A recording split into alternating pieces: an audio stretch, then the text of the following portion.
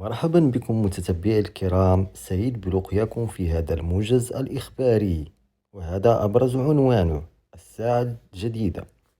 الساعة الإضافية. يبدو أن الساعة الإضافية أو الساعة الجديدة سماها ماشئة المهم أنها تحولت إلى ما يشبه كابوس مفزع لدى التلاميذ الصغار، وهم يتهيئون للذهاب كل فجر إلى مدارسهم العمومية أو الخصوصية، مما شكل عبئا ثقيلا للمس بحياتهم اليومية، وأثر على السير العادي للدراسة لديهم، بحيث ساهمت هذه المعضلة في الرعب من نسب الغياب في الحصص الصباحية.